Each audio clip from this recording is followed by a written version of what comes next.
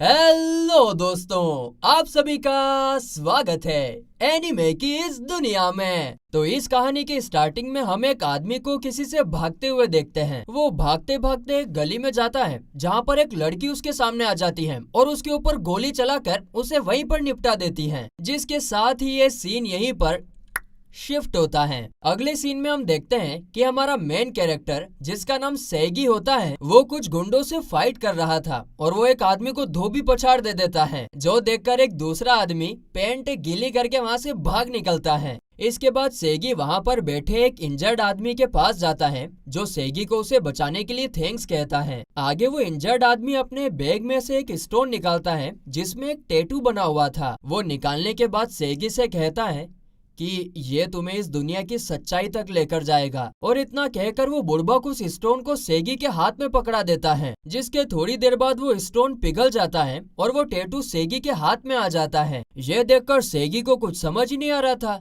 ए देवा रे देवा, ये हो क्या रहा है मेरे साथ। लेकिन वो आदमी वो तो बिना कुछ बोले ही वहाँ से निकल लेता है। इसके बाद अगले दिन सेगी जब स्कूल जाने के लिए भाग रहा था तो अचानक से ना उसके सामने एक लड़की आ जाती है जिससे वो टकराने ही वाला था, मगर तभी वो लड़की सेगी के ऊपर अटैक कर देती है जिसकी वजह से सेगी गोल गाल घूम घाम कर नीचे गिर जाता है। आगे वो लड़की जब उसकी उस हरकत के लिए माफी मांगकर जब उसका हाथ पकड़ती है तो अचानक से उसे एक झटका लगता है, जो देखकर उस लड़की के होश उड़ जाते हैं और वो वहाँ से चली जाती है। फिर अगले सीन में हम देखते हैं कि सेगी स्कूल के अंदर अपने एक दोस्त से कहता है कि मैंने कल जब एक आदमी को कुछ गुंडों से बचाया था तो उसने मुझे ये टैटू दिया था। जिस पर उसका दोस्त कहता है कि हाँ, तुम तो हमेशा ही लोगों को बचाते ही फिरते हो। तो सेगी कहता है, ओ बुड़बक, काहे नहीं बचाएंगे, आखिर हमारे ग्रैंडपा ने मुझे मार्शल आर्ट सिखाया है तो जरूर बचाएंगे। आगे उनका एक और दोस्त कहता है कि अभी ऑनलाइन एक अफवाह फैल रही है कि दोस्तों अमेरिका एक बहुत बड़ा सीक्रेट वेपन बना रहा है जिसे सीलिंग कॉम्बैट डिवाइस के नाम से बुलाते हैं, और तुम्हारा ये टैटू भी उसी सीक्रेट वेपन की तरह दिखता है। तभी सेगी की दोस्त ताओ को बीच में आकर उसे अपने साथ मार्केट जाने के लिए बोलती है। सेगी कहता है कि यार मुझे नहीं चलना यार मार्केट, तो ताओ को उस पर चिल्ला देती है जैसे कि उसकी बीवी हो। क्या कहा तुमने, क्या कहा तुमने?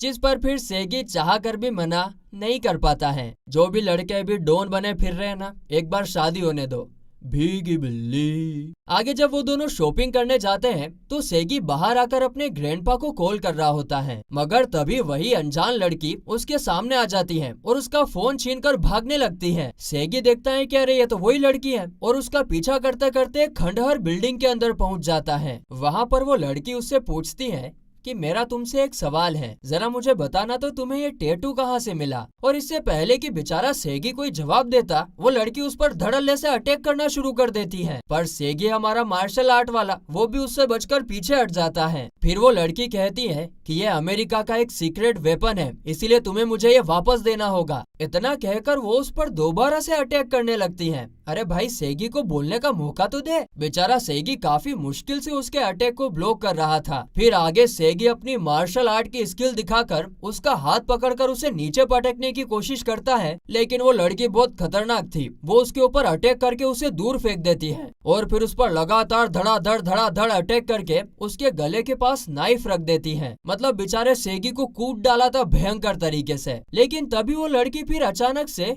क्यूट बनकर उसे सॉरी बोलते हुए कहती है, अरे लगता है मैंने कुछ ज्यादा ही कर दिया। हे भगवान, इन लड़कियों को कभी कोई नहीं समझ सकता रे, भगवान भी नहीं समझ सकते। और फिर आगे वो लड़की कहती है कि तुमने तो टैटू की पावर इस्तेमाल किए बिना ही मेरे ज्यादातर अटैक को ब्लॉक कर दिया। यकीन नहीं होता कि तुम मिडिल स्कूल में हो यार। इसके बाद सेगी पूरे फ्रस्ट्रेशन में कहता है, ए बेंडी लड़की, मुझे ये टैटू के बारे में कुछ भी नहीं पता है। जिस पर वो लड़की कहती है, हाँ मुझे लगा ही था, ये तुम जैसे बच्चों के खेलने की चीज नहीं है। ये सुनकर सेगी कहता है, अच्छा तो मैं अभी एक बच्चा हूँ और तुम तो बड़ी भेंडी हो गई हो, तुम भी तो एक बच्ची हो। जिस पर वो लड़की कहती है कि मैं सिर्फ एक बच्ची की तरह दिखती हूँ। इसके बाद वो लड़की अपने हाथ से ग्लव्स निकालकर उसका टैटू दिखाती है और कहती है कि इसे एक्टिवेट करने के लिए एक ट्रिगर की जरूरत होती है। ये एक साइंटिफिक वेपन है जो इंसान की छुपी हुई पावर को बाहर निकालती है, और मेरा ट्रिगर ये चोक है। और तभी वो अपने हाथ में एक चोक को पकड़कर तोड़ देती है और अपने हाथ में एक हाईली कंप्रेस्ड एयर बनाकर ऊपर फेंक देती है, जिससे वहाँ पर बहुत बड़ा धमाका होता है। यहाँ पर सीन फिर से शिफ्ट होता है और अगले सीन में हम सेगी और उसके ग्रैंडपा को ट्रेनिंग करते हुए देखते हैं, जहाँ उसके ग्रैंडपा कह रहे होते हैं कि अगर तुम्हें सरवाइव करना है तो तुम्हें स्ट्रोंग बनना पड़ेगा। आगे वो अपने डैड की पुरानी बातें याद करने लगता है। जब सेगी छोटा था और रो रहा था तब उसके डैड कहते हैं कि जब तुम दुखी हो तब अपने आगे के बारे में सोचो, फ्यूचर के बारे में, और अगर तुम्हें कुछ चाहिए तो उसकी तरफ अपना हाथ बढ़ाकर पाने की कोशिश करो। अब अपने डैड की ये बात याद करके सेगी को मोटिवेशन आता है और फिर सेगी भी चोक को तोड़कर अपने ट्रिगर को एक्टिवेट करने की कोशिश करता है, लेकिन इसका कोई असर ही नहीं हो रहा था। और हम देखते हैं कि कुछ दिनों तक वो लड़की हमेशा सेगी का पीछा कर रही थी। आगे हम देखते हैं कि वो लड़की दूर से सेगी को देख ही रही थी कि तभी एक आदमी जिसका नाम टॉम है वो उस लड़की से कहता है कि लेफ्टिनेंट, आपने उस लड़के को बहुत सारे सीक्रेट्स बता दिए हैं। इसे सुनकर वो लड़की कहती है, अरे पब्लिक में मुझे लेफ्टिनेंट मत बुलाओ। और तभी हमें पता चलता है कि उस लड़की का नाम ब्लूइजी है। इसके बाद एक दिन सेगी ब्लूइजी के पास जाकर पूछता है कि क्या तुम मुझे बता सकती हो कि मैं इस टैटू को किस तरह इस्तेमाल कर सकता हूँ, जिस पर वो लड़की कहती है कि सबका ट्रिगर अलग अलग होता है। मेरा ट्रिगर चोक है, लेकिन तुम्हारा ट्रिगर भी चोक होगा ये जरूरी नहीं है। तभी हम देखते हैं कि अचानक से एक आदमी उनकी तरफ अटैक करने के लिए भागते हुए आता है, जिसे सेगी अपनी मार्शल आर्ट दिखाते हुए उसे पकड़कर नीचे पटक देता है। लेकिन ये आदमी ना दोबारा से खड़ा हो जाता है और सेगी पर अटैक करके उसको दूर फेंक देता है। इसके बाद हम देखते हैं कि उस आदमी के पास भी एक टैटू होता है। अरे बाबा रे बाबा, जबीर! और ना वो बहुत ज्यादा स्ट्रोंग होता है, लेकिन सेगी उससे कुछ डरता वरता नहीं है। वो फाइट करने के लिए आगे बढ़ता है। अब ये सब देखकर ब्लूइजी उसकी मदद करने की बजाय कहती है कि हमें उसे फाइट करने देना चाहिए। हम देखते हैं कि सेगी उसके सभी अटैक्स को डॉज कर लेता है और मौका देखकर उसे एक बहुत जोर से पंच भी मार देता है, लेकिन इससे उस पर कुछ ज्यादा असर होता नहीं है और वो सेगी को पकड़कर काफी बुरी तरीके से पीटने लगता है। और जैसे ही वो आदमी उस पर आखिरी बार अटैक करने वाला होता है कि तभी सेगी उसकी तरफ आगे हाथ करता है और मन ही मन अपने डैड की बात को सोचते हुए कहता है कि मुझे और स्ट्रोंग बनना पड़ेगा। तभी सेगी का टैटू एक्टिवेट हो जाता है और उसके हाथ में से एक पावरफुल अटैक निकलता है, जिससे वो आदमी जो बहुत कूट रहा था ना इसको, वो बुरी तरीके से घायल होकर दूर जाके गिरता है। वहीं ये सब देखकर वो लड़की कहती है, ब्लूइजी, ये तो वॉइड मेकर है। मैंने सोचा नहीं था कि हमें ये यहाँ पर देखने को मिलेगा।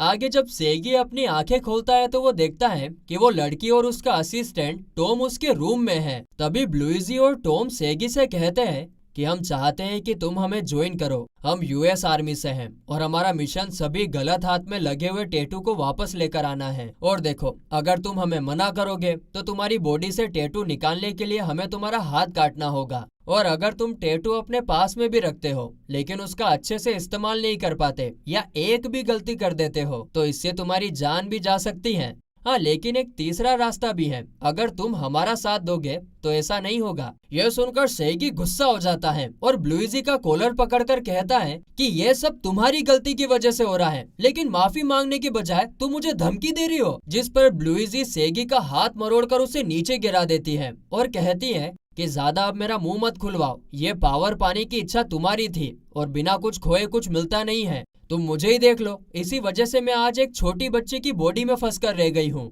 तुम्हारे पास कल तक का टाइम है, सोचकर कल तक जवाब दे देना। इसके बाद अगले दिन हम देखते हैं कि ब्लूइजी सेगी की क्लास को एक ट्रांसफर स्टूडेंट बनकर ज्वाइन कर लेती है। सेगी मन में कहता है, साली मेरी क्लास में भी आ गई। और फिर आगे हम देखते हैं कि वो सेगी के पास जाकर उस पर अपनी बाहें डालकर उसके पॉकेट में ना एक पेपर डाल देती है। फिर आगे हम देखते हैं कि स्कूल की छत पर ब्लूइजी सेगी से उसका जवाब पूछती है और वहाँ सेगी को पता चलता है कि ये टैटूज एंशिएंट समय से हैं और मॉडर्न ह्यूमंस उसे बना नहीं सकते हैं। अब ये सारी बातें सुनकर सेगी थोड़ा सोचता है और उनसे पूछता है कि पहले मेरे एक सवाल का जवाब दो, तुम दोनों आर्मी में किस लिए हो? जिस पर वो लड़की जवाब देती है कि हम वॉर होने से रोक रहे हैं, क्योंकि अगर किंगडम के हाथ में ये टैटूज लग गए तो इससे चारों तरफ तबाही फैल जाएगी। ये सुनने के बाद सेगी को लगता है कि चलो अच्छा ही काम कर रहे हैं और वो मान जाता है। लेकिन फिर वो ये भी कहता है कि याद रखना कि अगर मुझे पता चला कि तुम दोनों कुछ गलत कर रहे हो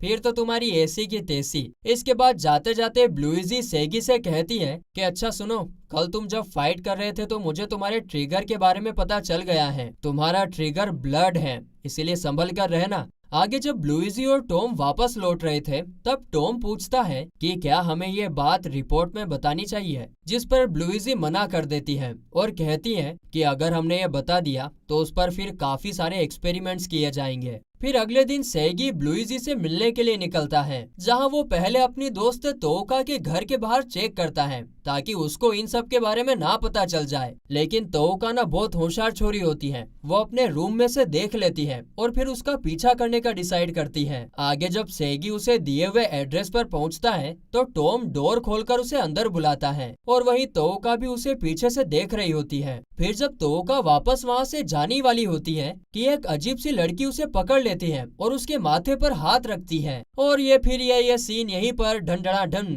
कट होता है। तो वहीं इस तरफ सेगी पूरे घर में घूम घाम रहा था और वो ये देखकर हैरान हो जाता है कि इस घर में यूएस आर्मी के मेंबर्स रहते हैं, लेकिन फिर भी यह तो एकदम नॉर्मल घर जैसा है। और तभी ना उसे लुइजी का कॉल आता है जो उससे कहती है कि तुम बस थोड़ी देर मेरा इंतजार करो, मैं थोड़ी देर में घर आ जाऊंगी। इसके बाद टॉम सेगी से कहता है कि तुम तब तक जाकर बेसमेंट में जाकर कार्ड बॉक्स लेकर आ जाओ और सेगी वही लाने के लिए बेसमेंट में चला जाता है। और तभी टॉम को एक कॉल आता है और उससे उसको पता चलता है कि किंगडम की एक लीडर जिसका नाम आर्यभट्टा है, उसने रॉयल कपल को मारकर थ्रोन छीन लिया है। और जब टॉम ये बात लुइजी को बताने के लिए कॉल करने वाला होता है कि तभी उनका डोर बेल बजता है और जब टॉम डोर खोलता है तो अचानक से उसके ऊपर अटैक हो जाता है। इसके बाद जब सेगी कार्डबोर्ड लेकर बेसमेंट से बाहर निकलता है तो देखता है कि टॉम पर अटैक करने वाली और कोई नहीं बल्कि तोका होती है। और ये सीन यहीं पर कट होता है। अगले सीन में हम दूसरी तरफ लुइजी को देखते हैं जो कि स्कूल के अंदर होती है। तभी पीछे से एक आदमी उस पर भी अचानक से अटैक कर देता है, लेकिन लुइजी हमारी खतरनाक छोरी है, वो उससे बच जाती है। जिसके बाद वो आदमी कहता है कि अभी किंगडम की न्यू रूलर आर्यभट्टा है और मैं उनके पर्सनल टैटू फोर्स बहरमैन का मेंबर हूँ। बस इतना कहते ही वो लुइजी पर लगातार अटैक करने लगता है, लेकिन लुइजी भी कुछ कम नहीं होती है, वो उसके अटैक से किसी तरह बचती जा रही थी। तो वहीं इस तरफ तोका कह रही होती है कि मुझे वॉइड मेकर टैटू वाले को मारकर उसे प्रिंसेस के पास वापस लेकर जाना होगा। जो सुनकर सेगी कहता है ये कैसी कैसी बहकी बहकी बातें कर रही है, उसको कुछ समझ ही नहीं आ रहा होता है और उसको ना अब अगले एपिसोड में समझ में आएगा, क्योंकि ये एपिसोड तो यहीं पर खत्म होता है। फिर आगे हम ताओका को देखते हैं जो कि एक अनजान जगह पर होती है। तभी प्रिंसेस आर्यभट्टा एक लड़की से टकरा जाती है। वो लड़की आर्यभट्टा के हाथ में पकड़े खाने को देख रही थी, जिस पर आर्यभट्टा कहती है कि अगर तुम मेरे जूतों को अपनी जीभ से साफ करती हो तो मैं ये तुम्हें दे दूंगी। जिस पर वो लड़की उस पर अटैक कर देती है, लेकिन आर्यभट्टा उसके अटैक को रोककर उसे किस करने लगती है और कहती है कि तुम्हारे जैसे लोग अपना मकसद पूरा करने के लिए कुछ भी कर सकते हैं और इसीलिए मुझे तुम जैसों की जरूरत है। और यहाँ पर हमें उस लड़की का नाम भी पता चलता है जो कि लिली होता है। तो वहीं इस तरफ टॉम सेगी को वहाँ से भाग जाने के लिए कहता है और उसको बताता है कि ये लड़की तुम्हें किंगडम से मारने के लिए आई है, जिस पर सेगी कहता है कि नहीं, ऐसा नहीं हो सकता, ये तो मेरी दोस्त ताओका है। लेकिन उस बेचारे को पता नहीं होता है कि उसकी बॉडी में लिली होती है। और तभी ताओका के मुंह से आवाज आती है कि मैं तो सिर्फ इस बॉडी का इस्तेमाल कर रही हूँ, और इतना कहते से वो उस पर अटैक करने लगती है। तो वहीं अगले सीन में हम दूसरी तरफ लुइजी को देखते हैं जो कि स्कूल के अंदर लरकर नाम के आदमी से फाइट कर रही होती है। वो उसके सभी अटैक से बचकर कहती है कि तुमने ना दो सबसे बड़ी गलती कर दी है। पहली गलती तो ये कि मेरे टैटू को एक्टिव होने से पहले मुझे मारा नहीं, और दूसरी गलती है कि तुमने मेरे नए यूनिफॉर्म की धज्जियां उड़ा दी। और तभी लुइजी उसके ऊपर एक पत्थर फेंकती है जो उसके पास जाकर एक काफी बड़ा ब्लास्ट करता है, और बस इसी का फायदा उठाकर लुइजी वहाँ से भाग निकलती है। तो वहीं इस तरफ हम देखते हैं कि लिली सेगी पर लगातार अटैक किए जा रही थी, जिसे बेचारा सेगी बड़ी मुश्किल से ब्लॉक कर रहा था। और फिर आगे सेगी अपने टैटू की पावर का इस्तेमाल करके उसे हराने की कोशिश करता है, मगर वो अपनी ताकत को कंट्रोल कर ही नहीं पाता है और इस वजह से लिली उसे मारने वाली होती है। लेकिन तभी ताओका अपनी बॉडी के अंदर लिली को रोक लेती है और कहती है कि मैं तुम्हें ऐसा नहीं करने दूंगी, सेगी मेरा हीरो है और मेरा प्रिंस भी, इसीलिए तुम मेरी बॉडी से बाहर निकल जाओ। और इससे होता क्या है कि लिली ताओका की बॉडी से कंट्रोल खो देती है, और तभी के तभी टॉम सेगी को उसे पकड़ने के लिए कहता है, जो सुनते ही सेगी ताओका के सर पर जोर से अटैक करता है, जिससे कि वो नीचे गिर जाती है। और बस इसी मौके का फायदा उठाकर टॉम उसकी बॉडी से लिली को बाहर निकालकर फेंक देता है। इसके बाद लिली टॉम के ऊपर अटैक करके उसे मारने वाली थी कि सेगी उसे पीछे खींचकर अपना हाथ आगे करता है और गुस्से से कहता है कि ताओका को इसमें घसीटने की तुम्हारी हिम्मत भी कैसे हुई। बस इतना कहते से वो उसके ऊपर अपने वॉइड मेकर से अटैक कर देता है, जिससे उस घर का आधा हिस्सा गायब हो जाता है। लेकिन लिली वहाँ से बचकर निकल जाती है और तभी वो दूसरा आदमी जो ब्लूइजी से फाइट कर रहा था वो लिली को कॉल करके उसे वहाँ से वापस जाने के लिए कहता है और बस इतना सुनते से वो वहाँ से निकल जाती है। इसके बाद सेगी ताओका से माफी मांगते हुए कहता है कि तुम खामखा मेरी वजह से इसमें फंस गई हो, जिस पर ताओका कहती है कि तुम मेरे लिए फाइट कर रहे थे, इसीलिए सॉरी बोलने की जरूरत नहीं है। इसके बाद अगले सीन में हम देखते हैं कि सेगी और ब्लूइजी ट्रेनिंग कर रहे होते हैं, जहां ब्लूइजी उससे कह रही थी कि तुम्हें काफी जल्दी ड्राइव स्टेट में रहने की आदत लग जाएगी और ड्राइव स्टेट उसे कहते हैं जब तुम्हारा टैटू एक्टिवेट रहता है। तो वहीं इस तरफ हम देखते हैं कि ताओका के फोरहेड पर भी एक टैटू बन गया होता है, जिसे टॉम एक स्टिकर से छुपा देता है। आगे सेगी जब ब्लूइजी से ताओका के टैटू के बारे में पूछता है तो वो बोलती है कि मैंने ऐसा टैटू पहले कभी नहीं देखा है और वैसे भी हमें टैटू के बारे में ज्यादा पता नहीं है। ये सुनकर सेगी कहता है कि अगर तुम्हें इसके बारे में पता नहीं है तो तुम इसे यूज कैसे करते हो, ये बात तो पूरी इलॉजिकल लग रही यार। जिस पर ब्लूइजी जवाब देती है अबे घनचक्कर, तुम्हें भी तो इसके बारे में कुछ पता नहीं है, फिर भी तुम इसका यूज कर ही रहे हो ना। इसके बाद ब्लूइजी कहती है कि खैर ये सब छोड़ो और ये फुटेज देखो, तुम्हारा ये वॉइड मेकर काफी खतरनाक है, अगर इसे कंट्रोल नहीं किया गया तो ये हर चीज को निगल जाएगा, चाहे फिर वो उसका ओनर ही क्यों ना हो, और इसीलिए तुम मुझे प्रॉमिस करो कि तुम मेरी परमिशन के बगैर उसका इस्तेमाल नहीं करोगे। जिस पर सेगी हाँ में जवाब देता है कि हाँ नहीं करूंगा। इसके बाद टॉम सेगी और ताओका को एक डिवाइस देता है जो कि अगर आसपास में कोई अपना टैटू एक्टिवेट करता है ना तो ये बता सकता है, और इसके बाद सेगी और ताओका वहाँ से चले जाते हैं। उनके जाने के बाद टॉम ब्लूइजी से कहता है कि हमें सेगी को यूएस आर्मी के पास भेज देना चाहिए क्योंकि हम उसका टैटू किंगडम के हाथ नहीं लगने दे सकते हैं, और ये बात तुम जानती हो कि सिर्फ हम दोनों ही उसे प्रोटेक्ट करने के लिए काफी नहीं है। ये सुनकर ब्लूइजी वहाँ से चली जाती है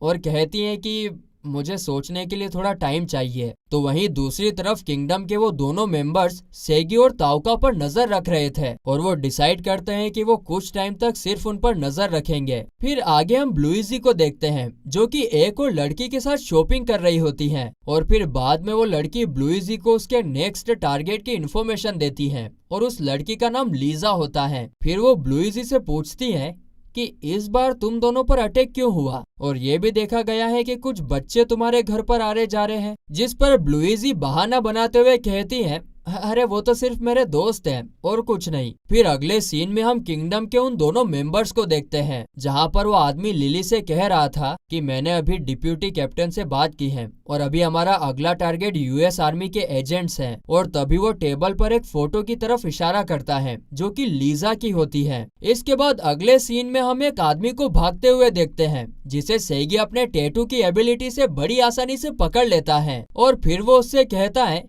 कि अगर तुम टैटू चुराकर भागना चाहते हो तो और तेज भागना चाहिए। इसके बाद वो आदमी एक लकड़ी से उसके ऊपर अटैक करने लगता है जिससे वो बचते हुए उसे एक पंच मारता है और उसका खेल वहीं पर खत्म कर देता है। लेकिन ये देखकर ब्लूइजी सोचती है कि उसने अभी सिर्फ 2 वीक्स की ट्रेनिंग की है और अभी से इतना बेहतर हो गया, ऐसा लगता है कि जैसे कि ये टैटू इसी के लिए बना हो। तो वहीं अगले सीन में हम लीजा और उसके बाकी साथियों को देखते हैं जो कि यूएस आर्मी में थे। वो सभी लोग ना एक घर के अंदर खाना खा रहे होते हैं, लेकिन तभी लिली ऊपर एक हेलीकॉप्टर से जंप करके उनके घर में घुसकर एक एक आदमी को वहीं पर मार डालती है, और आगे इससे पहले कि कोई उसके ऊपर अटैक भी कर पाता वो सबको एक एक करके बड़ी बेरहमी से मार डालती है। लेकिन लीजा अब भी जिंदा थी और उसने अपने टैटू की पावर से उस पर अटैक भी कर दिया था, और ये सीन यहीं पर कट होता है।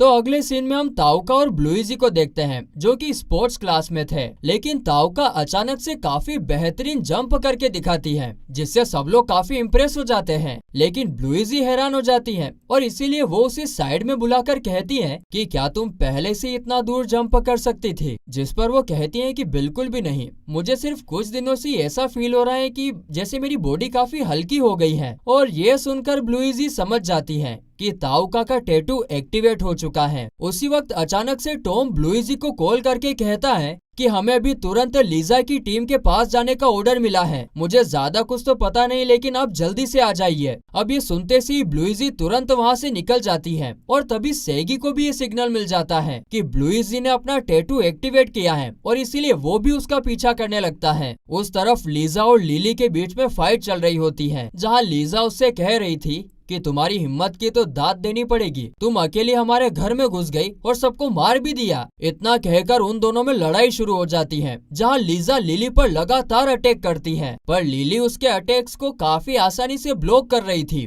और उसके अटैक से लीजा इंजर्ड भी हो जाती है। इसके बाद लीजा वहां पर एक फायर एक्सटिंग्विशर पर गोली चला देती है, जिससे कि चारों तरफ धुआं ही धुआं उड़ने लगता है, लेकिन उसमें से भी लिली उसके ऊपर लगातार अटैक किए जा रही थी। तो वहीं इस तरफ ब्लूइजी लीजा की तरफ लगातार आगे बढ़ रही होती है, लेकिन तभी अचानक से उसके ऊपर भी अटैक हो जाता है, जिससे वो नीचे गिर जाती है। और फिर जब वो वापस खड़े होने की कोशिश करती है तो उसकी बॉडी का वेट काफी ज्यादा बढ़ चुका था और तभी वो पहला आदमी जिसने ब्लूइजी पर स्कूल में अटैक किया था वो वहाँ आकर कहता है, अरे यार तुम तो मेरी चाल में काफी आसानी से फंस गई, लेकिन मैं तुम्हें अभी नहीं मारूंगा, इसलिए बस यहाँ पर बैठो और तमाशा देखो। इतना बोलने के बाद वो आदमी वहाँ से चला जाता है और तभी सेगी वहाँ पर पहुँचता है और ये सीन यहीं पर शिफ्ट होता है। वहीं दूसरी तरफ लिली लीजा के पास आकर कहती है कि अब मैं तुम्हें एक सैंपल बनाकर ले जाऊंगी, सैंपल, जिस पर लीजा उसके ऊपर अटैक कर देती है और जब लिली उसके पास आती है तो वो अपनी बॉडी को एक्सप्लोड कर देती है। इधर सेगी और ब्लूइजी दूर से ही धमाके को देख लेते हैं और ये देखते से ही ब्लूइजी सेगी को लीजा को बचाने के लिए रिक्वेस्ट करती है और ये सुनते से ही सेगी वहाँ से आगे बढ़ता है। वो जब वहाँ पर पहुँचता है तो देखता है कि वहाँ पर तो काफी सारे लोग मरे हुए पड़े थे और लीजा का तो कोई नामो निशानी नहीं होता है। और इसके बाद जब वो उस बिल्डिंग के ऊपर जाता है तो वहाँ पर लिली बैठी हुई थी और उसने लीजा को एक खंबे के ऊपर लटकाया हुआ होता है। सेगी उसे देखकर पूछता है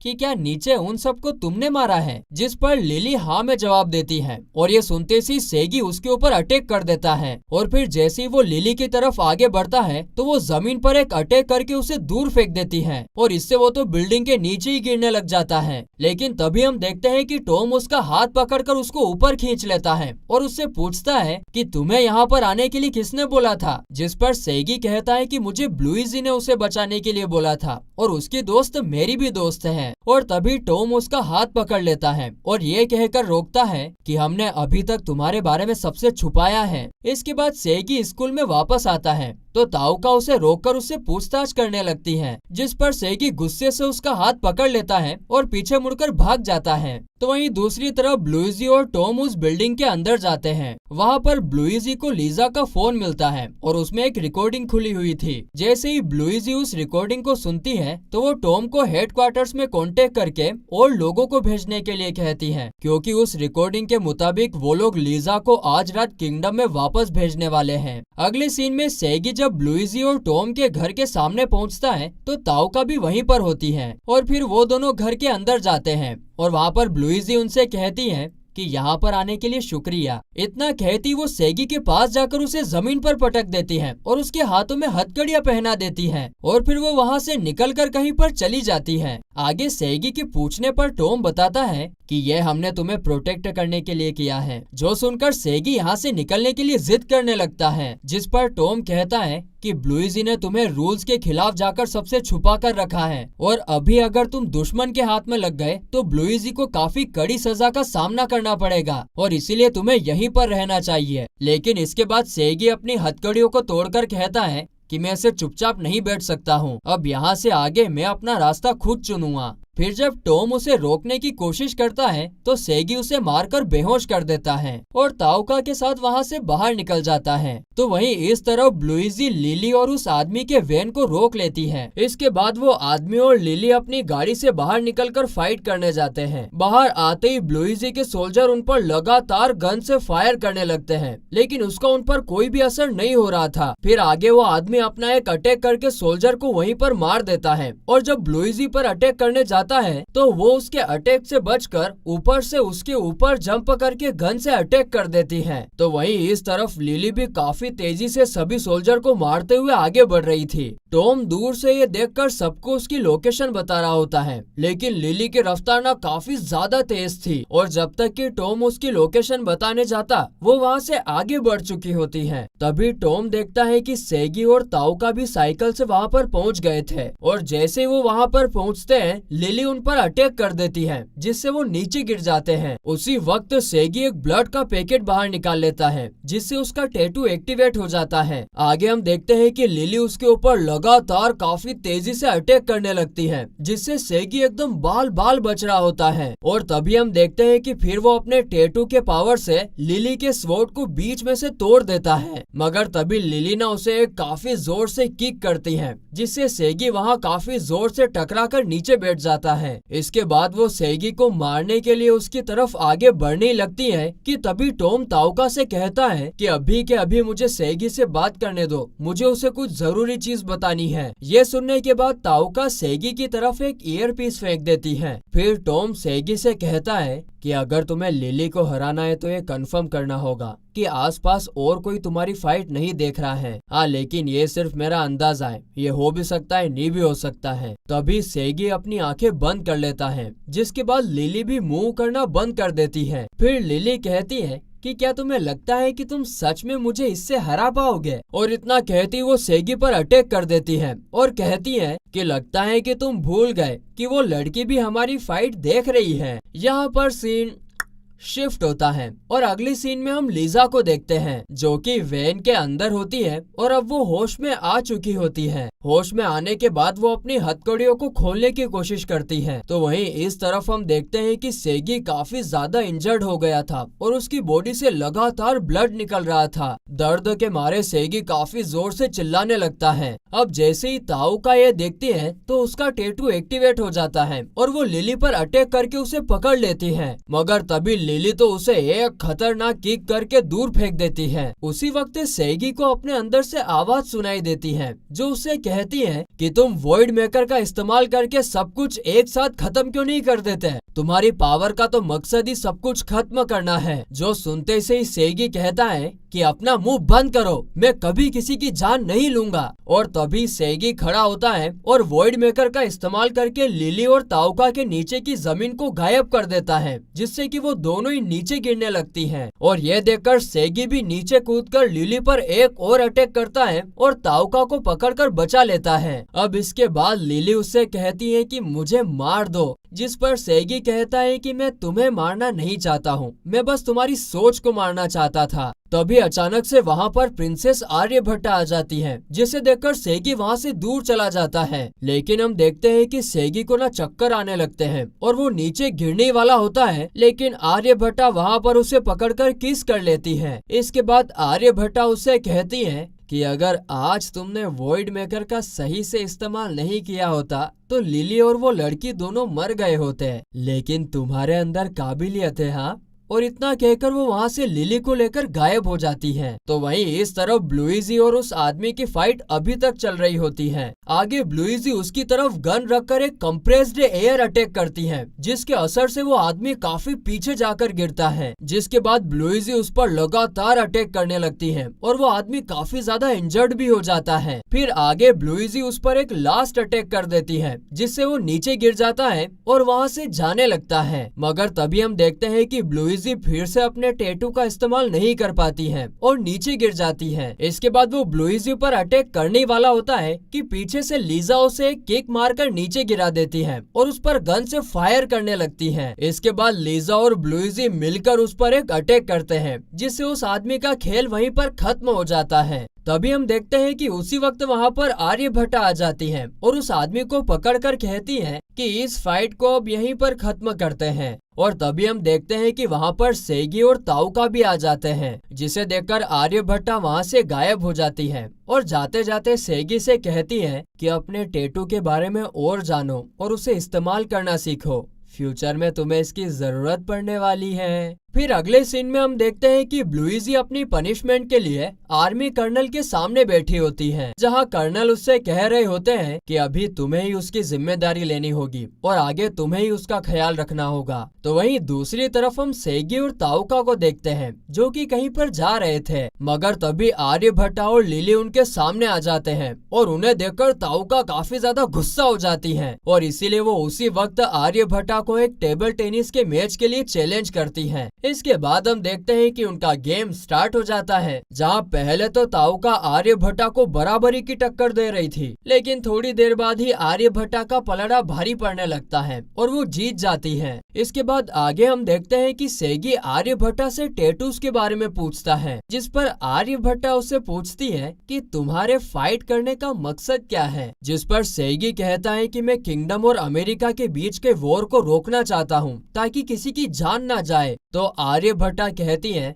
कि अगर मेरा मकसद पूरा हो जाएगा तो उस दुनिया में किसी और को लड़ना नहीं पड़ेगा और अगर तुम्हें सब कुछ जानना है तो तुम्हें मुझे ज्वाइन करना होगा। यहाँ पर सीन फिर शिफ्ट होता है और इसके बाद अगले सीन में हम देखते हैं कि सेगी ब्लूइजी और टॉम के साथ बैठा हुआ था, जहाँ वो उनसे पूछता है कि यूएस आर्मी टैटू को इकट्ठा करने के बाद उनका क्या करने वाली है, जिस पर ब्लूइजी कहती है कि मुझे पक्का तो नहीं पता, लेकिन शायद यूएस आर्मी पूरी दुनिया पर राज करने वाली है। ये सुनते से सेगी कहता है तो फिर मैं यूएस आर्मी का साथ नहीं देने वाला हूँ। हाँ, लेकिन अगर तुम मुझे एक पार्टनर के तौर पर वॉर रोकने के लिए मदद मांगोगे तो मैं हमेशा आगे रहूंगा। इसके बाद आगे हम देखते हैं कि जब सेगी शाम को जॉगिंग कर रहा था तब एक आदमी अचानक से उसके सामने आ जाता है, जो कि किंगडम से होता है, और जब सेगी उस पर अटैक करता है तो वो उसके सारे अटैक को बड़ी आसानी से ब्लॉक करके उसे हरा देता है। तो फिर वहीं दूसरी तरफ हम ब्लूइजी को देखते हैं, जिसे अचानक से एक नंबर से कॉल आता है, जो कि उसी किंगडम के आदमी ने किया था जो थोड़ी देर पहले सेगी से मिला था। जैसे ही वो ब्लूइजी का नाम लेता है तो वो उसको पहचान लेती है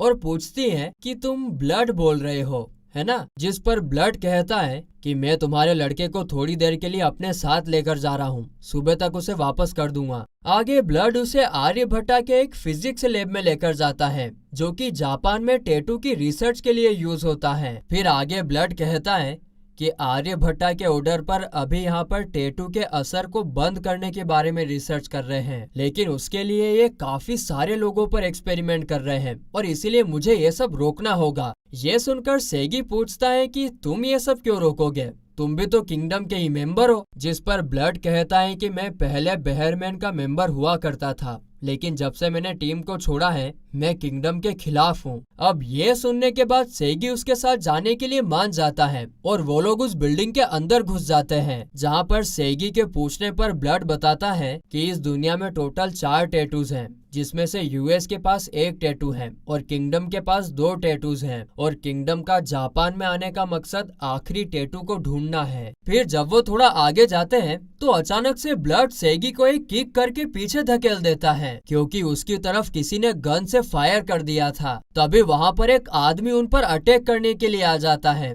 लेकिन ब्लड उसे बड़ी आसानी से हरा देता है। इसके बाद वो दोनों बिल्डिंग के अंदर पहुंच जाते हैं, जहां स्क्रीन पर एक पागल साइंटिस्ट उनका वेलकम करता है, जिस पर ब्लड उसे कहता है कि तुम ना सिर्फ एक सेकेंड क्लास साइंटिस्ट हो और कुछ नहीं। जिसके जवाब में वो साइंटिस्ट कहता है कि मुझे पहले से ही पता था कि तुम यहाँ पर आने वाले हो और इसीलिए अब तुम यहाँ से बचकर नहीं जा सकते। इतना कहते ही वो एक बटन प्रेस कर देता है, जिससे ब्लड और सेगी के चारों तरफ काफी सारे गेट्स ओपन हो जाते हैं। गेट्स ओपन होते ही उनमें से काफी सारे लोग बाहर निकलते हैं, जिनके हाथ पर ओरिजिनल टैटूज होते हैं। फिर आगे वो साइंटिस्ट कहता है कि ये सब मेरे एक्सपेरिमेंट्स के नतीजे हैं। इनके टैटूज तो सिर्फ एक कॉपी ही है, मगर ओरिजिनल जितनी ही पावरफुल हैं। और हाँ, एक और बात, जब ये लोग बेहोश हो जाते हैं तो उनकी बॉडी ना एक्सप्लोड हो जाती है। इसीलिए अगर तुम इन्हें बचाना चाहते हो तो शांति से इनके हाथों मर जाओ। अब ये सुनकर सेगी को बहुत ज्यादा गुस्सा आने लगता है, मगर तभी ब्लड एकदम मैच्योर आदमी की तरह उससे पूछता है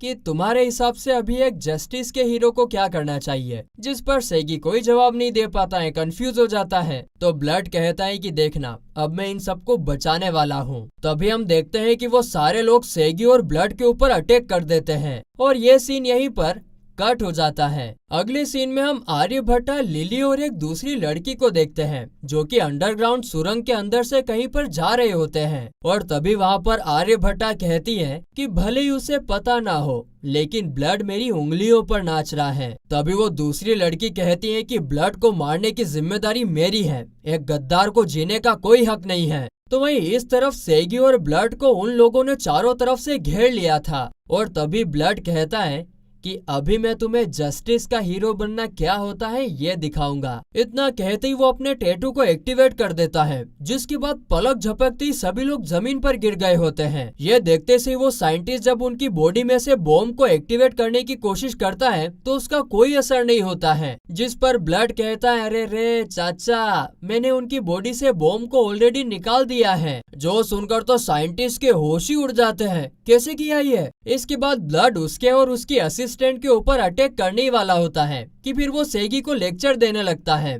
और कहता है कि एक हीरो को हमेशा किसी को मारने से पहले सोचना चाहिए। अगर अभी मैं इन दोनों को मार दूं तो इनका बदला लेने के लिए कोई और मुझे मार देगा और ये बदले की आग कभी नहीं बुझेगी। बस इतना कहते ही वो उन दोनों को बेहोश कर देता है और इसके बाद लैब को सीज कर दिया जाता है। और ये सब देखने के बाद सेगी सोचता है कि ब्लड तो सच में एक जस्टिस का हीरो है। इसके बाद अगले सीन में हम देखते हैं कि आर्यभट्टा अपने सारे कपड़े खोलकर एक स्टोन के अंदर चली जाती है और फिर ये सीन यहाँ से वापस से शिफ्ट होकर ब्लड को दिखाया जाता है, जहाँ वो साइंटिस्ट से बात कर रहा होता है।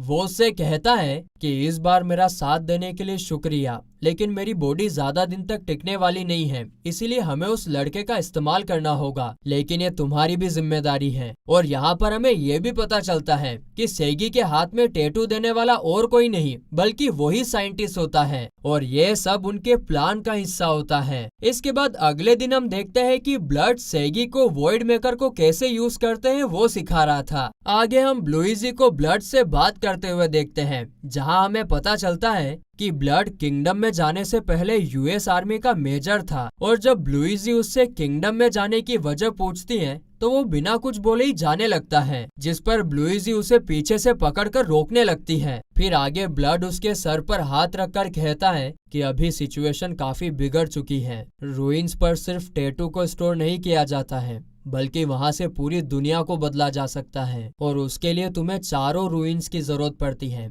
और आर्यभट्टा ने तो ऑलरेडी 2 रूइंस को अपने कब्जे में ले लिया है और इसीलिए उसका असली मकसद दुनिया को बदलने का है। इसीलिए तुम आखिरी रूइन को प्रोटेक्ट करो और आर्यभट्टा को मैं रोक लूंगा। इतना कहकर ब्लड वहां से चला जाता है। फिर अगले सीन में हम सेगी और ताउका को बात करते हुए देखते हैं, जहां ताउका कह रही होती है कि इस टैटू की वजह से मैं उस दुनिया में शामिल हो सकती हूँ जिसमें तुम हो। मुझे खतरनाक चीजें पसंद तो नहीं है, लेकिन अगर तुम मेरे साथ हो तो मुझे कोई दिक्कत नहीं है। जिस पर सेगी भी कहता है कि अगर तुम मेरे साथ हो ना तो सब ठीक होगा, जो सुन के ताउका भी काफी ज्यादा खुश हो जाती है। इसके बाद अगले सीन में हम देखते हैं कि सेगी और ताउका यूएस आर्मी के साथ हेलीकॉप्टर में बैठकर उसी रूइन की तरफ जा रहे थे जहां पर अभी आर्यभट्टा होती है। सेगी वहां पर बैठे बैठे कर्नल से पूछता है कि हमें ताउका को लाने की क्या जरूरत थी, जिस पर कर्नल कहता है कि मैं उसे सेफ रखूंगा, तुम फिक्र मत करो और हम उसके टैटू के बारे में जितना हो सके मदद भी करेंगे। फिर आगे हम कुछ और कैरेक्टर्स का नाम भी जानते हैं, जिनमें से एक कैप्टन का नाम होता है जॉनसन और दूसरे का नाम होता है लियोनार्डो। साथ ही यहाँ पर ब्लूइजी, टॉम और लीजा भी होते हैं, लेकिन ये सब लोग भी अकेले नहीं होते हैं। इनके पीछे हेलीकॉप्टर्स में और भी बहुत सारे यूएस आर्मी के सोल्जर्स होते हैं। तो वहीं दूसरी तरफ वो साइंटिस्ट ब्लड को भी इस बारे में खबर दे देता है कि यूएस आर्मी अभी आर्यभट्टा पर अटैक करने वाली है। अब ये सुनते ही ब्लड वहां जाने के लिए जिद करने लगता है, जिस पर वो साइंटिस्ट कहता है कि अभी आर्यभट्टा के पास उनका वाइस कैप्टन है, जिसके पास बहरमैन की सबसे स्ट्रॉन्गेस्ट टैटू है। मैं जानता हूँ तुम ब्लूइजी को बचाना चाहते हो, मगर अभी अगर तुम उनसे लड़ने जाओगे तो बेकार में अपनी जिंदगी हार बैठोगे। वहीं इस तरफ तो यूएस आर्मी ने उनके ऊपर अटैक करना शुरू भी कर दिया था और हेलीकॉप्टर से उन पर मिसाइल और गन से अटैक कर रहे थे। इसके बाद सभी मेन टीम के मेंबर हेलीकॉप्टर से नीचे कूद जाते हैं, जिसमें सेगी भी शामिल होता है। फिर जब वहां से वो आगे जाते हैं तो सामने बहरमैन की वाइस कैप्टन खड़ी होती है और ये वाइस कैप्टन दोस्तों सच में बहुत ही खतरनाक है, मतलब अल्टीमेट खतरनाक है। तभी जॉनसन उसको खत्म करने के लिए उसकी तरफ बिना सोचे समझे उस पर अटैक करने के लिए आगे बढ़ जाता है। मगर जैसे ही वो उसके पास जाता है तो वाइस कैप्टन पलक झपकते ही उसकी बॉडी को 2 टुकड़ों में काट देती है और फिर इससे पहले कि जॉनसन को दर्द का एहसास भी होता, वो उसके सर को काटकर दूर फेंक देती है और वो कहती है कि मैं बहरमैन की वाइस कैप्टन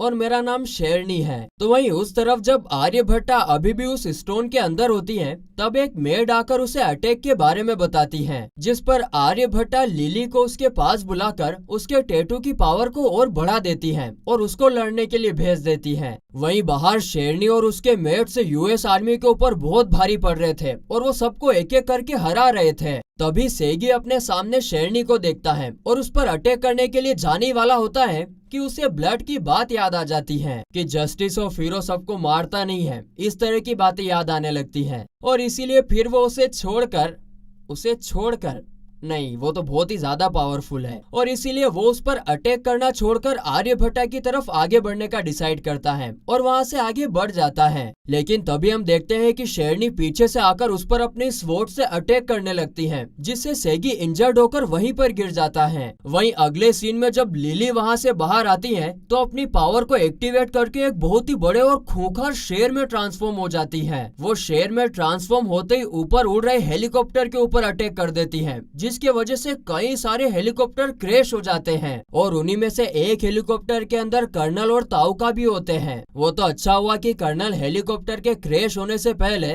ताउका को लेकर बाहर जंप करके बच जाता है, लेकिन तभी वहाँ पर शेरनी आ जाती है और वो कर्नल के साथ फाइट करने ही वाली होती है, मगर उसी वक्त वहाँ पर ब्लूइजी भी आ जाती है। तो वहीं दूसरी तरफ हम देखते हैं कि आर्यभट्टा अब उस स्टोन से बाहर निकल चुकी होती है और जैसे ही वो उस स्टोन से बाहर निकलती है तो वो स्टोन टूट जाता है और उसमें से बहुत सारे टैटू बन जाते हैं। तो वहीं इस तरफ ब्लूइजी शेरनी के ऊपर लगातार गन से फायर कर रही थी, लेकिन उसे एक भी बुलेट नहीं लगता है। तो फिर ये देखकर ब्लूइजी उसके ऊपर कंप्रेस्ड एयर से अटैक करती है और इससे शेरनी थोड़ी इंजर्ड भी हो जाती है। मगर तभी फिर हम देखते हैं कि वो अपने चारों तरफ एक वॉल बनाकर ब्लूइजी के अटैक के असर को खत्म कर देती है और जब कर्नल उसे मारने के लिए आगे बढ़ता है तो वो उसके हाथ को काटकर उसे नीचे गिरा देती है और फिर वो यहीं पर नहीं रुकती है, वो कर्नल की आंखों पर अटैक करके उसे अंधा कर देती है। तो वहीं इस तरफ ब्लूइजी का भी लेफ्ट हाथ टूट चुका था और इसकी वजह से वो भी और फाइट नहीं कर पा रही थी। और फिर जब शेरनी उसके पास आकर उसे जान से मारने वाली होती है कि तभी वहाँ पर ब्लड एंट्री करके ब्लूइजी के सामने खड़ा हो जाता है। लेकिन ब्लड को देखते ही शेरनी कहती है, लगता है मछली जाल में फंस गई। ब्लड, तो तुम सिर्फ एक लड़की को बचाने के लिए अपनी जान दांव पर लगाने वाले हो। ये सुनकर ब्लूइजी अच्छे से समझ जाती है कि ये सब ब्लड को बाहर निकालने की साजिश होती है। वहीं सेगी ये सब दूर से देख रहा होता है, लेकिन अब भी वो अपनी बॉडी को मूव नहीं कर पा रहा था। और तभी वहाँ पर आर्यभट्टा आ जाती है, जो उससे कहती है कि ब्लड अगर अपनी किसी की जान ना लेने वाली जिद छोड़ देता ना तो शायद उसके जीतने का कोई चांस होता भी सही, लेकिन वो ना एक बेवकूफ है, वो अब नहीं बचने वाला। जो सुनकर सेगी गुस्सा हो जाता है और आर्यभट्टा पर अटैक करने की कोशिश करता है, लेकिन वो उसे पकड़कर दीवार पे लटका देती है और उसके हाथ के अंदर लकड़ी घुसा देती है। इसके बाद वो उससे कहती है, अरे रे रे, तुम सिर्फ एक मिडिल क्लास के बच्चे हो जिसे इस दुनिया के बारे में कुछ भी नहीं पता है और इसीलिए ज्यादा होशियारी मत बताओ। मुझे बस तुम्हारा वो की चाहिए, तुम नहीं। और हाँ छोटे बच्चे, तुम्हें बता दूं कि यूएस आर्मी को इस जगह के बारे में इन्फॉर्मेशन मैंने ही दी थी, क्योंकि मुझे अच्छे से पता था कि इसमें तुम जरूर आओगे और जब तुम आओगे तो तुम्हारी गार्डियन ब्लूइजी भी जरूर आएगी। और शायद तुम्हें पता नहीं होगा तो बता दूं कि ब्लड जब यूएस आर्मी में था तो वो और ब्लूइजी लवर्स थे और इसी वजह से ब्लड उसे बचाने के लिए मेरी चाल में फंस गया। अभी ब्लड हार जाएगा और उसे फिर हम एब्जॉर्ब कर लेंगे, जिसके बाद मुझे मेरा दूसरा की भी मिल जाएगा। और जहाँ तक तुम्हारी बात है, तुम बहुत जस्टिस के हीरो बनना चाहते हो ना कि मैं किसी को नहीं मारूंगा, आज मैं तुम्हें असली दर्द और नफरत का एहसास दिलाऊंगी, फिर देखती हूँ कि तुम क्या करते हो। बस इतना कहते सी वो उसकी बॉडी में बहुत सारी लकड़ियां घुसा देती हैं। तो वहीं दूसरी तरफ जब ब्लड और शेरनी लड़ रहे थे, तभी अचानक से ब्लड शेरनी से कहता है कि तुम मुझसे प्यार करती हो, है ना? जो सुनते सी शेरनी इस बात को मानना तो नहीं चाहती थी, लेकिन उसका चेहरा एकदम शर्म के मारे लाल हो जाता है और फिर इसीलिए वो कहती है कि हाँ मैं करती हूँ, तो क्या हो गया? लेकिन इसके बाद ब्लड हंसने लगता है और ब्लूइजी को पकड़कर कहता है कि माफ करना, लेकिन मेरा दिल तो पहले से इसके पास है। ये देखते ही शेरनी बौखला जाती है और उस पर अटैक कर देती है, लेकिन ब्लड भी कुछ कम नहीं होता है। वो अपनी पावर से उसके अटैक को रोक लेता है और ये सीन यहीं पर कट होता है। और तभी फिर हम एक फ्लैशबैक देखते हैं जहाँ पर ब्लूइजी ब्लड के पैरों में सर रखकर लेटी हुई थी, जहाँ ब्लड उससे पूछ रहा था कि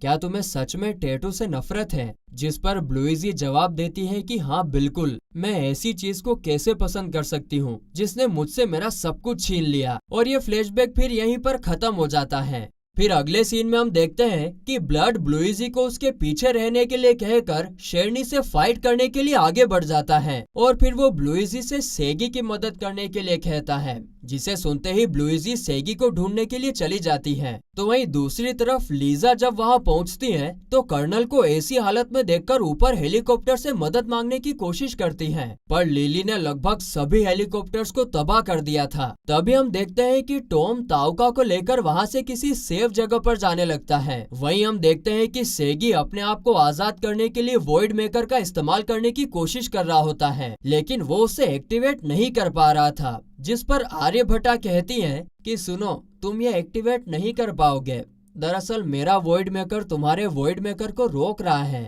तो वहीं दूसरी तरफ हम देखते हैं कि जब टॉम ताउका को वहां से लेकर जा रहा था तो ताउका जिद करके वहां से सेगी की तरफ भाग जाती है और बेचारा टॉम बुरी तरीके से इंजर्ड होने की वजह से उसका पीछा तक नहीं कर पाता है। आगे लिली लीजा और लियोनार्ड के पास पहुंच जाती है और फिर उसका वो दोनों साथ में सामना करने का डिसाइड करते हैं। अब लिली जब उनकी तरफ आगे बढ़ती है तो लियोनार्ड अपने टैटू की पावर से उसका पैर जमीन के अंदर फंसा देता है और फिर लीजा उसके ऊपर फायर से अटैक करने लगती है, लेकिन तभी लिली वहां से गायब होकर अचानक से लीजा के ऊपर अटैक कर देती है, लेकिन वो तो लियोनार्ड लिली के आगे आकर उसे बचा लेता है और इसके बाद वो लीजा को वहां से पीछे धकेल कर लिली का हाथ उसकी बॉडी के साथ फ्रीज कर देता है और अपने गन से वहां पर ब्लास्ट कर देता है। तो वहीं इस तरफ ब्लूइजी जब सेगी को ढूंढते हुए पहुंचती है तो आर्यभट्टा उसे पकड़ लेती है और तभी हम वहां पर देखते हैं कि ब्लड भी घायल होकर नीचे गिर जाता है और शेरनी उससे कहती है कि तुम अब मुझसे नहीं बचने वाले।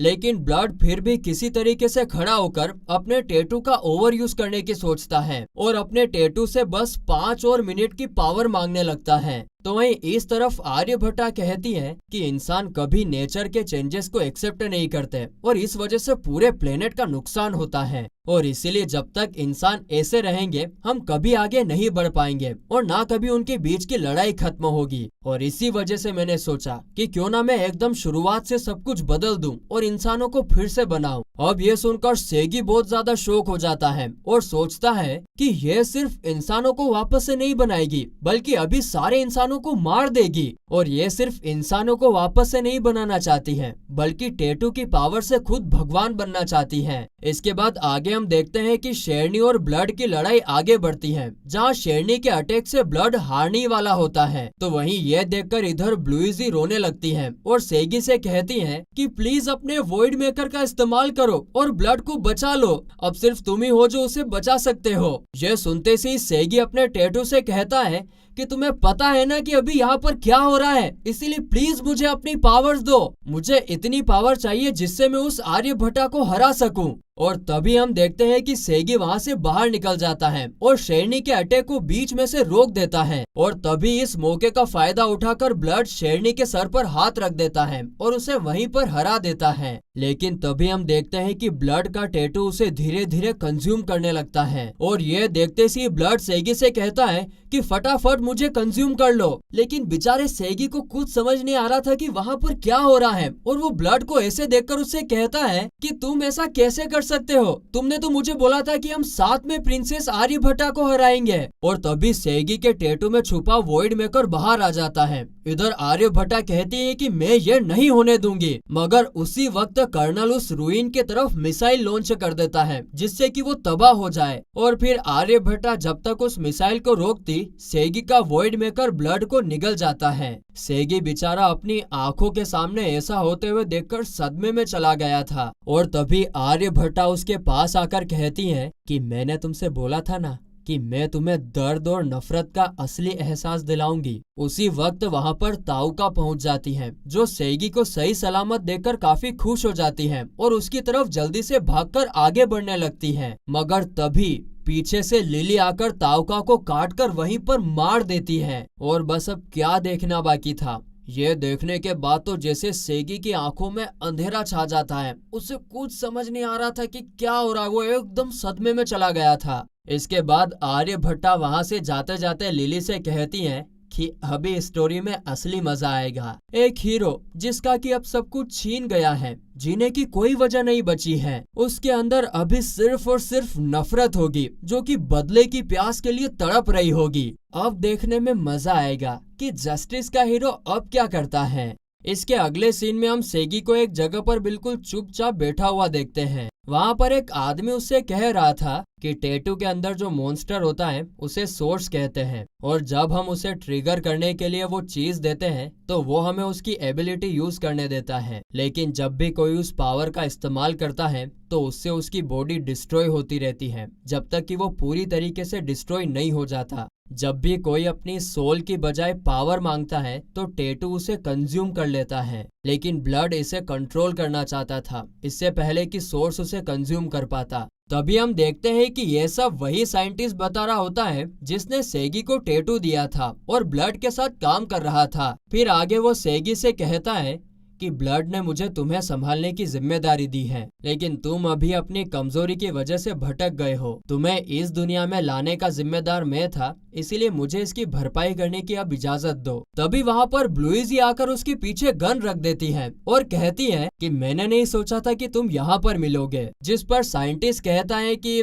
सुनो, देखो मैं ब्लड की आखिरी इच्छा पूरी कर रहा हूँ। जब वो जिंदा था तो उसे जापान में मैंने ही सपोर्ट किया था, और इसीलिए अब जब वो चला गया है तो मैं उसकी अधूरी इच्छा को पूरी करूंगा, और इसीलिए तुम दोनों भी मेरे ऊपर यकीन करो और मेरे साथ चलो। ये सुनते ही ब्लूइजी उससे पूछती है आखिरी इच्छा, ब्लड की आखिरी इच्छा क्या थी? जिस पर साइंटिस्ट कहता है कि वो दुनिया से सभी टैटूज को खत्म करना चाहता था। और तभी ब्लूइजी को वही वाली बात याद आ जाती है जब ब्लूइजी ने कहा था कि मुझे टैटू से सख्त नफरत है। फिर आगे वो साइंटिस्ट उन्हें अपने साथ लैब में लेकर आता है और बताता है कि टैटूज के अंदर खुद का विल होता है और उसी को सोर्स कहते हैं। ब्लड के साथ ऐसा इसलिए हुआ क्योंकि उसने अपने टैटू का बहुत ही ज्यादा इस्तेमाल कर दिया था। यह सुनकर सेगी कहता है कि अब समझा, इसका मतलब ये मेरे साथ भी होने वाला है। जिस पर साइंटिस्ट कहता है कि तुम्हें अभी मेंटली स्ट्रोंग बनने की जरूरत है। यह सुनते ही सेगी फ्रस्ट्रेशन में गुस्सा हो जाता है और कहता है कि मेरे स्ट्रोंग होने से कुछ नहीं होने वाला, कुछ नहीं बदलेगा। क्या ब्लड और ताउका वापस से जिंदा हो जाएंगे? क्या ब्लूइजी का कटा हुआ हाथ वापस से आ जाएगा? जिस पर साइंटिस्ट कहता है कि तुम्हें इस फाइट से तो पता चल ही गया होगा कि तुम कितने कमजोर, बेवकूफ और ना समझ हो, और इसीलिए तुम्हें आगे अब बहुत मेहनत करनी पड़ेगी। तुम्हारे अंदर अभी ब्लड का एक हिस्सा है और इसीलिए चलो मैं तुम्हें उसकी मेमोरीज दिखाऊंगा, क्योंकि वो मेमोरीज उसका पास्ट है और तुम्हारा फ्यूचर। फिर आगे सेगी ब्लड की मेमोरीज को देखता है जहाँ पर ब्लड बहरमैन को ज्वाइन करने के लिए शेरनी के साथ फाइट कर रहा होता है, और उसने यूएस आर्मी के टॉप सीक्रेट्स भी किंगडम को दे दिए थे। और ये देखने के बाद आर्यभट्टा उसे बहरमैन में शामिल कर लेती है और बहरमैन का कैप्टन अजीता आकर उसे वेलकम करता है। और तभी बहरमैन का एक और मेंबर आकर ब्लड से हाथ मिलाता है और कहता है कि मेरा नाम वर्मा है। तभी वहाँ पर प्रिंसेस आर्यभट्टा आ जाती हैं और उससे कहती हैं कि आज से तुम बहरमैन के मेंबर हुए और तुम ट्रिगरलेस टैटू का भी इस्तेमाल कर सकते हो। ये टैटू बहुत ही ज्यादा कीमती है, इसीलिए अगर तुमने मुझे धोखा दिया तो फिर तो मैं तुम्हारी जान लेकर भी इस टैटू को वापस हासिल कर लूंगी। ये सब होने के बाद ब्लड प्लानिंग करता है कि कैसे वो टैटू को तबाह कर सकता है, और वहाँ उसे फिर किंगडम के अंदर समसारा नाम की जगह के बारे में पता चलता है, लेकिन वहाँ पर जाना बहुत ही मुश्किल है। इसके बाद जब वो दूर से समसारा पर नजर रख रहा होता है तभी उसे वहाँ पर वर्मा भी दिखता है। उसे देखते ही वो उसे पकड़कर नीचे गिरा देता है और उसके यहाँ आने की वजह पूछता है, जिस पर वर्मा जवाब देता है कि मुझे किंग ने प्रिंसेस पर नजर रखने के लिए ऑर्डर दिया है। और फिर हमें पता चलता है कि दरअसल समसारा के अंदर टैटूज के बारे में रिसर्च होता है और यहाँ पर प्रिंसेस आर्यभट्टा ने कब्जा कर लिया होता है। और यहाँ पर कोई गार्ड्स वगैरह नहीं है, लेकिन समसारा का सिर्फ एक ही गार्डियन है। तभी वहाँ पर एक लड़की आ जाती है और उन पर अटैक करने लगती है और उसे देखते ही ब्लड वर्मा को वहाँ से भाग जाने के लिए कहता है, पर तभी वो लड़की बहुत बदमाश थी। वो वर्मा पर एक अटैक करके उसे वहाँ से बहुत दूर फेंक देती है और इससे उसका एक हाथ भी टूट जाता है। मगर वो भी बदमाश नंबर 1 है, क्योंकि वो अपने टैटू की पावर से पूरी तरीके से हील हो जाता है। फिर अगले सीन में हम देखते हैं कि वर्मा ब्लड को किंग के सामने ले जाता है और किंग से कहता है कि अगर हम ब्लड के साथ काम करें तो प्रिंसेस की चाल को रोक सकते हैं, और इस पर किंग भी मान जाता है। इसके बाद अगले सीन में आर्यभट्टा ब्लड को शेरनी के साथ मिलकर उनके फर्स्ट रूइन को गार्ड करने का ऑर्डर देती है और कहती है कि जो भी सामने आए उसे काट देना। फिर आगे जब वो एक यूएस सोल्जर को पकड़ लेता है तो कहता है कि हम इसे प्रिजनर बनाकर रख सकते हैं, जिस पर शेरनी कहती है कि शायद तुम्हें याद नहीं है, उसे मारने का ऑर्डर दिया गया है। ओह अच्छा, अब मैं समझी। लगता है कि तुम अपने यूएस आर्मी के दोस्तों को मार नहीं सकते हो, है ना? ये सुनकर ब्लड कहता है कि ऐसा कुछ नहीं है, बस ये मेरी पॉलिसी है कि मैं किसी की भी जान नहीं लूंगा। जिस पर शेरनी एक स्माइल करती है और कहती है कि ठीक है तुम मत लो, लेकिन मुझे तो प्रिंसेस की बात को फॉलो करना पड़ेगा ना। और इतना कहते ही वो सोल्जर के टुकड़े टुकड़े कर देती है। फिर आगे हम देखते हैं कि इसी तरीके से ब्लड अपना रिसर्च जारी रखता है और फिर एक रात वो और वर्मा समसारा के अंदर घुसने का डिसाइड करते हैं। इसके बाद ब्लड उस गार्डियन लड़की से फाइट करता है, जहां वो उस लड़की को बेहोश करने की कोशिश करता है, पर उसका कोई असर नहीं होता। फिर आगे फाइट के दौरान जैसे ही ब्लड को उसके ट्रिगर के बारे में पता चलता है तो वो अपने टैटू से उसके ऊपर अटैक करने के लिए आगे बढ़ जाता है और तभी वर्मा अपनी एबिलिटी से उस लड़की के पीछे एक बैरियर बना देता है, जिससे वो लड़की वहीं पर फंस जाती है और फिर वो ब्लड के अटैक से बेहोश हो जाती है। इसके बाद वो दोनों एक रूम के अंदर पहुंचते हैं, जहां उन्हें देखते ही एक लड़की उनका वेलकम करती है और कहती है कि मेरा नाम कुजुली है और मैं आर्यभट्टा की बड़ी बहन हूँ। ये सुनकर वर्मा उससे पूछता है कि इसका मतलब क्या तुम भी एक प्रिंसेस हो? तो कुजुली जवाब देती है कि बिल्कुल भी नहीं, वो तो सिर्फ आर्यभट्टा ही है। फिर हम देखते हैं कि वहाँ पर और भी 2 लड़कियां होती हैं जो कि गेम खेल रही होती हैं। इसके बाद कुजुली उन्हें एक रूम में लेकर आती है और बताती है कि हम सब इसी रूम में बनते हैं और यही हमारी दुनिया है। फिर आगे कुजुली उन्हें बताती है कि किंगडम के अंदर रूइंस मिलने के 35 साल बाद किंग को उसकी असली ताकत का एहसास हो गया था और वो इस दुनिया को अपनी मर्जी से बदलना चाहता था। लेकिन दिक्कत ये थी कि उन रूइंस को जहाँ से कंट्रोल किया जा सकता है उस जगह पर पहुँचना नामुमकिन था, और बस फिर इसी वजह से हम सिस्टर्स को बनाया गया है और हम में से आर्यभट्टा सबसे परफेक्ट है। यह सब सुनने के बाद वर्मा पूछता है कि तुम ये सब हमें क्यों बता रही हो, हम तो आर्यभट्टा के दुश्मन हैं। जिस पर कुजुली कहती है कि दरअसल मैं इंसानों से इतनी नफरत नहीं करती हूँ जितना आर्यभट्टा करती है, और इसीलिए कहीं ना कहीं मैं भी उसे रोकना चाहती हूँ। लेकिन कुछ ऐसे भी हैं जो कि आर्यभट्टा के साइड में हैं। और तभी कुछ और लड़कियां उन पर अटैक कर देती हैं, मगर कुजुली उन सबको पकड़ लेती है। फिर कुछ देर बाद शेरनी कॉल करके पूछती है कि क्या वहाँ पर सब ठीक है, जिस पर कुजुली कहती है कि हाँ सब ठीक है। मगर तभी एक दूसरी खेमड़ी लड़की जोर से चिल्लाते हुए ब्लड और वर्मा के बारे में बता देती है, जिसके बाद तो ब्लड वहाँ से जितना जल्दी हो सके दौड़ लगाकर वहाँ से भाग जाता है, लेकिन शेरनी वर्मा को बहुत ज्यादा इंजर्ड कर देती है। फिर आगे हम देखते हैं कि जब ब्लड और वर्मा वहाँ पर थे ना, तो उन्हें एक लड़की बता रही थी कि आर्यभट्टा का मकसद सिर्फ किंग से बदला लेने का नहीं है, बल्कि इस पूरी दुनिया को बदलने का है। किंग ने हम सिस्टर्स को बनाने के लिए हजार लोगों पर एक्सपेरिमेंट्स किए हैं। जिंदा होते हुए भी उनके बॉडी पार्ट्स को बाहर निकाला जाता है और जवान लड़कियों को जबरदस्ती प्रेग्नेंट किया जाता था, और वो ये सब इसलिए करते थे ताकि आखिर में उन्हें आर्यभट्टा नाम का टूल मिल सके।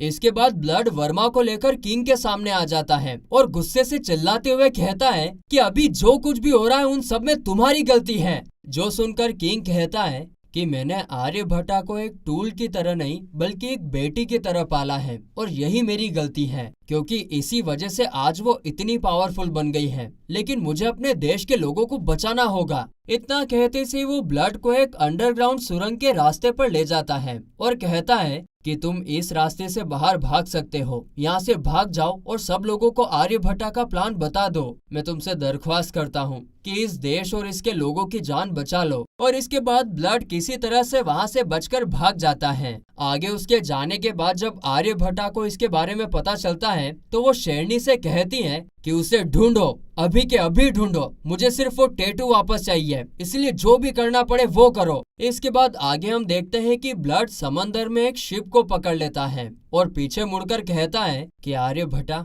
मैं तुम्हारे सपनों को कभी पूरा नहीं होने दूंगा। और बस इसी के साथ ब्लड की मेमोरीज यहीं पर खत्म होती हैं।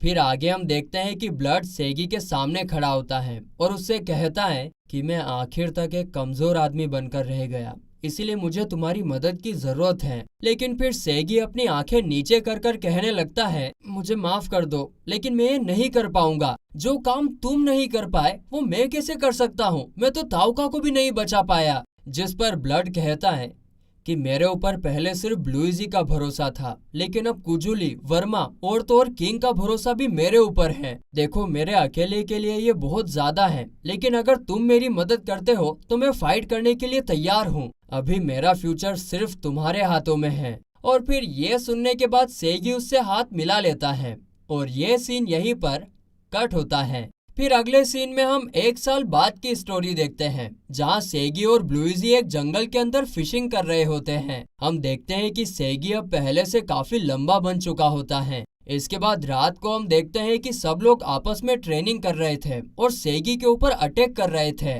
वैसे जो ब्लूइजी का एक हाथ जो पहले टूट गया था ना, अब वो उसकी जगह पर एक आर्टिफिशियल हाथ का इस्तेमाल कर रही थी। खैर आगे जब ब्लूइजी सेगी के ऊपर फायर कर रही थी तो वो अचानक से उसके पीछे आकर उस पर फायर कर देता है और उसे नीचे गिरा देता है। लेकिन तभी पीछे से एक और आदमी उस पर अटैक करने के लिए आगे आता है, जिसको भी वो बड़ी आसानी से नीचे पटक देता है। और तो और टॉम पर भी एक नाइफ से अटैक करके उसे भी वहीं का वहीं हरा देता है। फिर आगे सब लोग सेगी से कहते हैं कि तुम सच में बहुत ज्यादा स्ट्रॉन्ग बन गए हो, तुमने इतने कम टाइम में इतना सब कुछ कैसे सीखा? जिस पर सेगी कहता है कि मैं बस किसी तरह अब सारी चीजों को अपनी आंखों के सामने देख सकता हूँ। तभी ब्लूइजी को एक कॉल आता है और उसे पता चलता है कि किंगडम को उनके छुपने की जगह का पता लग चुका है। जो सुनकर ब्लूइजी कहती है कि ठीक है, अब जब उन्हें हमारी लोकेशन का पता लग ही चुका है तो हम हेडक्वार्टर्स लौट जाएंगे। तभी सेगी ब्लूइजी को एक डिस्क देता है और कहता है कि लगता है कि वो लोग हमें ये देना चाहते थे।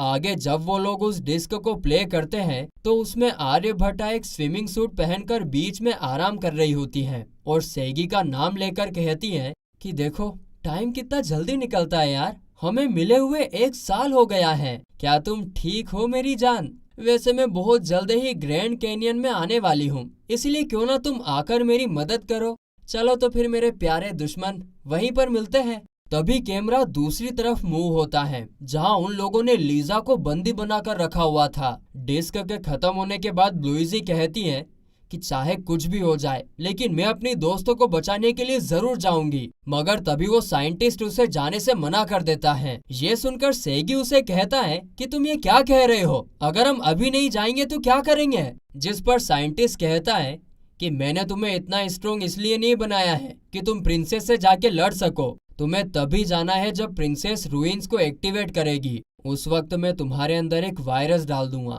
जो कि एक की होगी और उसकी मदद से तुम रूइंस को तबाह कर देना। तभी ब्लूइजी साइंटिस्ट की तरफ गन रखकर कहती है कि अभी अगर यहाँ पर ब्लड होता ना तो वो लीजा को बचाने जरूर जाता, और उसके लिए मैं आपसे वादा भी करती हूँ कि मैं सेगी को वापस जिंदा ले आऊंगी, चाहे उसके लिए मुझे अपनी जान भी क्यों ना देना पड़े। और इस बात पर बाकी सभी लोग भी सहमत होते हैं। फिर अगले सीन में हम देखते हैं कि सब लोग अभी उस जगह पर पहुंच गए थे और यूएस आर्मी ने वहां पर बहुत टाइट सिक्योरिटी रखी थी। तभी कर्नल स्क्रीन पर दूर खड़े एक आदमी को देखते हैं जो कि अचानक से एक मॉन्स्टर में ट्रांसफॉर्म हो जाता है और फिर तो उसे देखते ही सब उसके ऊपर मिसाइल से अटैक करने लगते हैं। लेकिन वहीं दूसरी तरफ किंगडम के कुछ और लोग बाकी सोल्जर्स के ऊपर अटैक करके उन्हें बड़ी बेरहमी से मार दे रहे थे और ये सब सेगी और उसके साथी दूर से देख रहे थे। तभी तामाकी कहता है कि तुम टॉम के साथ रूइन के अंदर जाओ, हम इन लोगों को सबक सिखाने के बाद अंदर आएंगे। और इसके बाद वो लोग वहाँ से अलग अलग रास्ते निकल जाते हैं। आगे हम देखते हैं कि तामाकी के सामने एक लड़की आती है, जहाँ तामाकी उस पर अटैक करने वाला होता है कि तभी एक दूसरा आदमी पीछे से तामाकी के ऊपर अटैक कर देता है। लेकिन तामाकी ने कोई कच्ची गोलियां नहीं खेली होती हैं, वो उसे वहीं पर मार देता है। तो वहीं इस तरफ ब्लूइजी के ऊपर एक दूसरी लड़की अटैक कर देती है और उसका चेहरा ढका हुआ था, लेकिन ब्लूइजी उसे पहचान लेती है कि वो तो लीजा है। आगे लीजा उस पर लगातार अटैक करके उसके नाइफ को दूर फेंक देती है और उस पर अटैक करने वाली होती है कि ब्लूइजी भी फिर उसे एक किक मारकर दूर कर देती है। तो वहीं दूसरी तरफ वो मॉन्स्टर सारे हेलीकॉप्टर्स को बड़ी आसानी से तोड़ दे रहा था और उसे देखकर कर्नल और बाकी सभी को कुछ समझ नहीं आ रहा होता है कि वो करे क्या अब। और तभी अचानक से कर्नल के पास खड़ा एक आदमी वहीं पर नीचे गिर जाता है और जब कर्नल पीछे मुड़कर देखता है तो ये शेरनी होती है जो उस पर दोबारा से अटैक कर देती है। फिर आगे शेरनी उसे मारने वाली होती है कि आर्यभट्टा आकर उसे रोक लेती है और कहती है कि अरे यार इसे मत मारो यार, बिना जोकर के किसी भी मूवी में मजा नहीं आता है। दूसरी तरफ सेगी और टॉम रूइंस को ढूंढते हुए एक जगह पर पहुंचते हैं जहां टॉम कहता है कि यहाँ से ठीक 200 मीटर नीचे ही एक अंडरग्राउंड केव है। यह सुनकर सेगी अपने टैटू की पावर से वहां पर एक होल बनाकर उसमें कूद जाता है, लेकिन जैसे वो उस होल से बाहर निकलता है तो सामने शेरनी खड़ी हुई थी जो कि उसे देखते ही उस पर अटैक कर देती है, मगर सेगी भी वहाँ से एकदम हटकर बच जाता है। इसके बाद वो उस पर दोबारा अटैक करने जाती है तो सेगी वॉइड का इस्तेमाल करने की कोशिश करता है पर उसका वॉइड वहाँ पर एक्टिवेट ही नहीं हो रहा होता है। फिर सेगी उससे पूछता है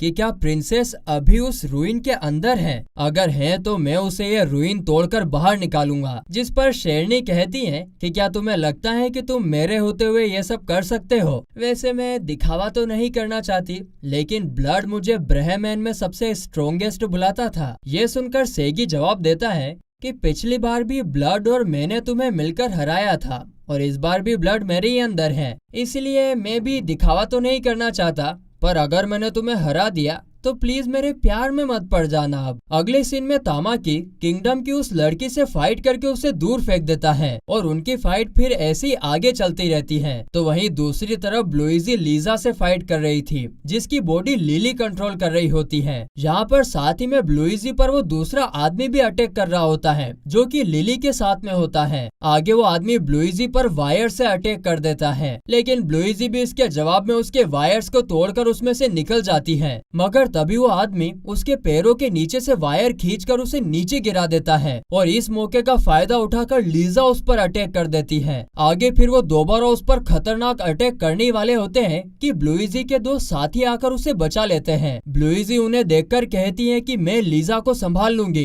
तुम दोनों उस आदमी को संभाल लो। इसके बाद ब्लूइजी लीजा की तरफ अटैक करते हुए कहती है कि अगर तुम्हें लगता है कि मैं लीजा को देखकर उस पर अटैक नहीं करूंगी तो तुम गलत हो। इतना कहकर वो लीजा के एकदम पास आ जाती है और उसके वेपन को अपने पैरों के नीचे दबाकर उसे एक बहुत जोर का पंच करती है और इससे होता यह है कि लिली सीधा उसकी बॉडी से बाहर जाकर गिरती है। तो वहीं दूसरी तरफ वो आदमी लॉरेंस को अपनी वायर में पकड़ लेता है और उसकी बॉडी के टुकड़े टुकड़े कर देता है। आगे वो टोनी पर भी अटैक करने वाला होता है कि ब्लूइजी आकर उसे बचा लेती है और उस आदमी पर एक गोली चला देती है और जैसे ही उस आदमी को वो गोली लगती है वो बहुत जोर से चिल्लाने लगता है, जिस पर ब्लूइजी कहती है कि इसके अंदर स्नेक्स का वेनम है और इतना कहकर वो उस आदमी को एक किक मारकर नीचे गिरा देती है। इसके बाद हम तामाकी को देखते हैं जिसने उस लड़की को बुरी तरीके से हरा दिया होता है, लेकिन फिर वो लड़की एक पत्थर के पास जाकर अपने चारों तरफ कांटे निकाल लेती है और कहती है कि अगर दम है तो अब मेरे पास आकर दिखाओ। तामाकी उसकी बात मानकर उसकी तरफ आगे बढ़ जाता है, लेकिन उसी वक्त ब्लूइजी उस आदमी को उन कांटों की तरफ फेंक देती है और जैसे ही वो फेंकती है वहाँ पर एक बहुत बड़ा धमाका होता है। हाँ, लेकिन तामाकी उससे बचकर निकल जाता है। वहीं इस तरफ हम देखते हैं कि सेगी शेरनी से फाइट कर रहा होता है। सेगी का निशाना उसके चेस्ट पर अटैक करने का होता है, लेकिन शेरनी उसके अटैक से बचते हुए सेगी को बहुत ज्यादा इंजर्ड कर देती है। लेकिन यहाँ पर सेगी ब्लड की एबिलिटी से अपने आप को हील कर लेता है। आगे शेरनी अचानक से उसके ऊपर अटैक करते हुए कहती है कि प्रिंसेस एक गॉड बनना चाहती है, इसीलिए वो इंसान बनना छोड़ देगी। ये सुनकर सेगी शेरनी की वेपन को पकड़कर उसे छीन लेता है और कहता है कि मैं उसे कभी ऐसा नहीं करने दूंगा।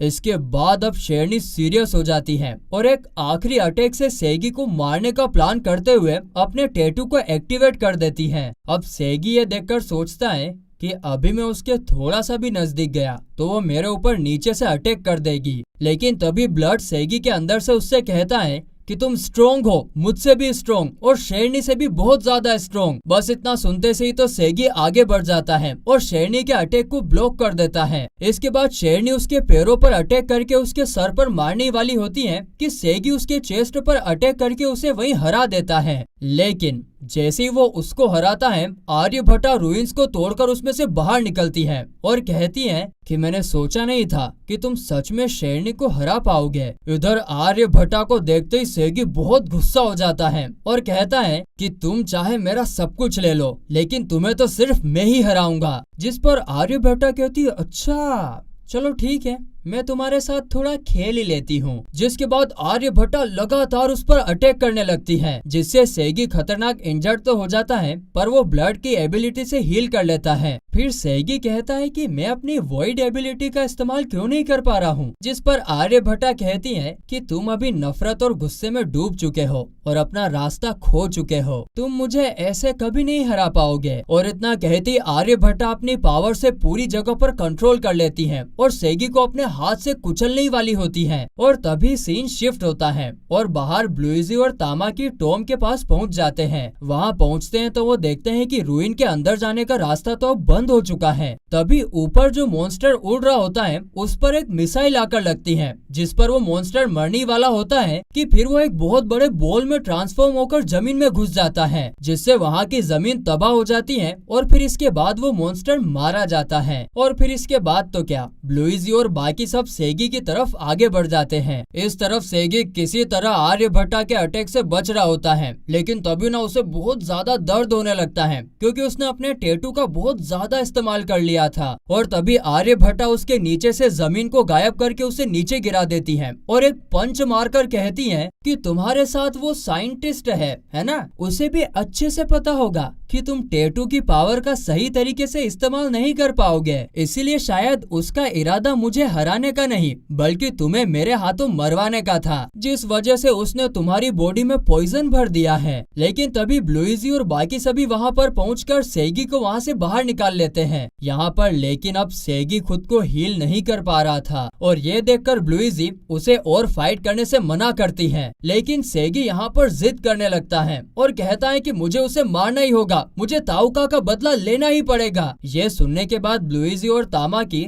टॉम को सेगी को यहाँ से लेकर जाने के लिए कहते हैं और वो दोनों आर्यभट्टा से फाइट करने का डिसाइड करते हैं। फिर आगे जब आर्यभट्टा ब्लूइजी पर अटैक करती है तो वो अपने पास के एयर डेंसिटी को बदलकर उसके अटैक का डायरेक्शन बदल देती है। इसके बाद ब्लूइजी तामाकी से कहती है कि मुझे आर्यभट्टा की तरफ फेंक दो, लेकिन जब ब्लूइजी उसके पास पहुँचती है तो आर्यभट्टा उसके अटैक को ब्लॉक करके उस पर उल्टा अटैक कर देती है। लेकिन यहाँ पर हम देखते हैं कि आर्यभट्टा के इस खतरनाक अटैक से ब्लूइजी का सिर्फ आर्टिफिशियल हाथ ही टूटा था, जिसके बाद वो आर्यभट्टा को एक किक मारकर नीचे गिरा देती है। अब लात खाने के बाद तो आर्यभट्टा बहुत गुस्सा जाती है और वहाँ पर एक बहुत बड़ा धमाका करती है और धमाका करने के बाद आर्यभट्टा वहाँ से हवा में उड़ते हुए ऊपर आती है। और तभी हम देखते हैं कि सेगी जो टॉम और कर्नल के साथ हेलीकॉप्टर में था वो वहाँ से ब्लूइजी को बचाने के लिए नीचे कूद जाता है और फिर वो उसे बीच हवा में पकड़कर कहता है कि अब मैं किसी और को नहीं खोना चाहता हूँ। वहीं इस तरफ आर्यभट्टा अभी एक मॉन्स्टर में ट्रांसफॉर्म हो जाती है और उन दोनों को निगल लेती है। मगर तभी साइंटिस्ट एक स्विच ऑन करता है जिससे सेगी भी एक मॉन्स्टर में ट्रांसफॉर्म हो जाता है।